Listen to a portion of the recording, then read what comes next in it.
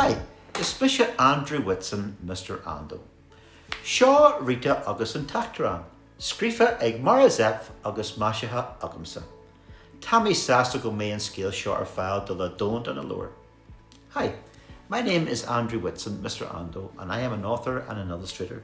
And as well as working on this wonderful word book daybook with Mhór Zeph, I also do a lot of other books. Now, this series of Molly Mirren is written by Malachy Doyle. So Malachy and myself have been working on a series of these stories of Molly, who lives on an island and has lots of adventures with her family and friends. This is Molly in the Lighthouse, and another example is Molly in the Parrot Cave. Now, another book I've been working on recently is tSnáthaid, so Santa Comes Home, with Anya Niglin, who was the Irish Children's Laureate.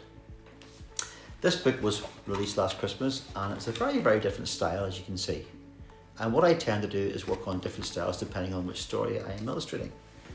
Another example is this wonderful book called Pop, which was written by my wife Katrina, and we had great fun doing this book about a little girl who has some magic gum and becomes involved in a great adventure to be rescued by her friends.